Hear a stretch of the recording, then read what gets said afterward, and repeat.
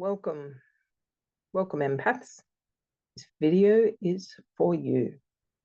So the reason I made this video is because, yeah, I'm an empath and I understand what it feels like to have this overwhelming feeling like you are burnt out.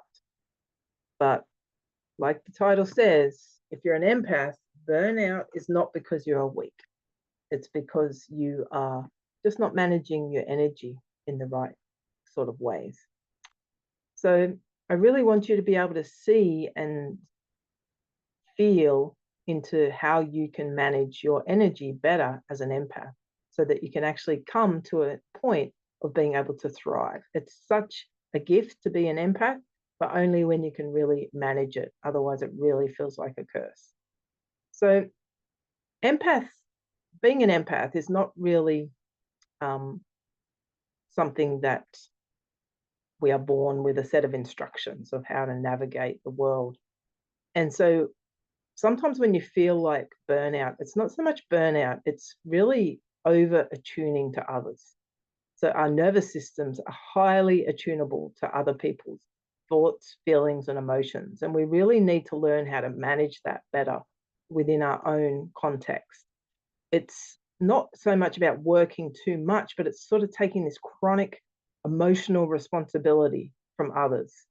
We don't just feel emotions, but we pull them in, we absorb them, we almost take ownership of them in some circumstances. And we do that because we're here to help. We're here to help process. We're here to help people to transmute. But often what happens is we anticipate the emotion, we feel the emotion, we pull it in. And if we're not conscious, we don't even know that we're processing it. And we've got all of these emotions running through our entire system that don't belong to us. So most empaths are not just tired and burnt out, they're actually really emotionally overemployed. They're doing too many jobs of other people. So really, I feel that the sort of major hidden causes of empath burnout is an emotional over-identification. You feel bad with people instead of having that emotional distance. You sort of take it on it. I noticed just the other day, my sister is a big empath, and a little boy fell in front of us, and the parent was there, but the kid was upset, and then the parent was upset. And I could see my sister. It was almost like I could sense it, feel it. And she was absorbing the pain of the little boy, but also the guilt and the shame of the parent that, they hadn't been there to prevent it in the first place. So our job is, instead of absorbing it, to witness it and help transmute it before it actually hits our system. And I think because there is no manual to make us, to help us understand, many of us, our natural thing is just to absorb it. And if we do so unconsciously without saying, I think I said to my sister, just these words, I said, just say, that is not mine. And she just sort of put her hand up and said silently, that is not mine. And it just helped her to then be able to transmute what she felt instead of pulling it in, absorbing it, and making it her own. So think of boundaries as well with people who are empaths, because we sort of have very porous boundaries, and people can sort of cross our boundaries all the time. We sometimes have difficulty telling what our thoughts, feelings, and emotions are and those of another, because we're so used to sort of merging with another. And it's really important to sort of learn boundaries. You might find that you find it difficult to say no, because that's a bit of a boundary, saying no. And you end up saying yes so that you don't feel guilty, or that you feel the disappointment in the other when you say no, and you don't want them to feel that way, so you say yes. One of the other major things that happens with empaths is that our nervous system just becomes completely overloaded. So instead of feeling rejection, instead of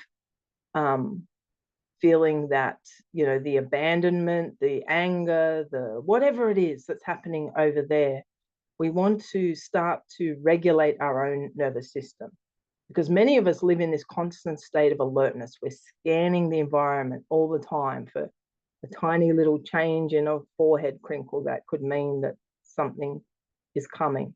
It could be, someone's face looks sad. It could be that we're picking up all sorts of things. And so you might go out into a public place feeling really joyful, really happy, and instantly you feel sad, you feel depressed, because we're always scanning for emotional states of others to help them shift. And this is what leads to burnout. It's living in this constant state of alertness, this hyper vigilant state of our nervous system. And so burnout can really happen when empathy runs the show without any kind of regulation. So how do we shift? How do we make that change? One of the most powerful things we can do is to reframe from sort of compassion, meaning absorption, to compassion from a distance. We can absolutely help people to transmute, but we can say, this is not mine to hold. Like my sister did. She still felt it, she transmuted it, but she didn't fully absorb it into her body as she became aware of it. So she noticed what changes happened in her body as a result of witnessing that. And that was the clue to be able to tune in. Okay, I'm picking up this.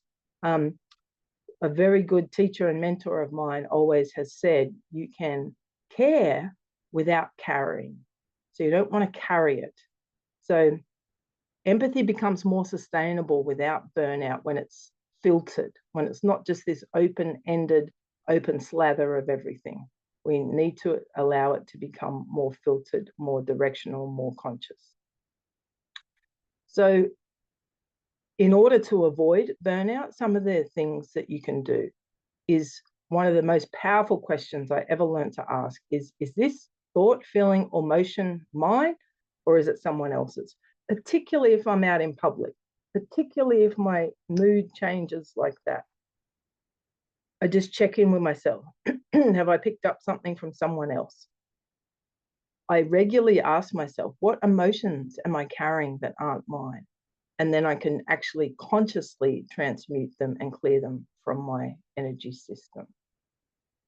It's really important as an empath that you schedule solitude, that you put time in place to be in touch with your own nervous system so that you get to know it really well, because then you're more attuned to when it changes. But when we're just in this sea of other people's emotions and we're sort of bobbing around the ocean of life, it becomes really difficult. So it's really important to schedule this time where you're in nature, where you spend time in meditation, where there's no one else around you, no one needs anything from you, and you can really spend some time just re-regulating and learning about your own nervous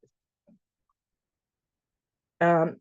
The other thing about putting boundaries in is they don't have to be aggressive. They don't even have to be verbal, but just energetically putting this boundary in place that, no, I'm not going to allow that to happen. And you push your boundary out rather than just pulling and absorbing in. Makes a massive difference, particularly if people are trying to physically cross your boundaries as well. One of the important things for me as an empath, and something I've just had to recheck myself because I had been letting it slip, is putting time into regulating my own nervous system through walking, particularly. I really like to just go out for a long walk, and just the movement, as well as being within my own nervous system, as well as being surrounded by nature, hearing the birds, looking at the dogs, is really important. And I'm a breath worker as well. So really putting that time, and a meditation teacher, making sure I have my own personal practice of these tools. They're not just tools to teach others, they're tools that we need to embody to help ourselves. If I get overwrought with too much thinking, then just to journal as well can be a useful tool. It's not that I need more insight, I need more regulation. And I think that is true for you if you've had various issues to do with burnout.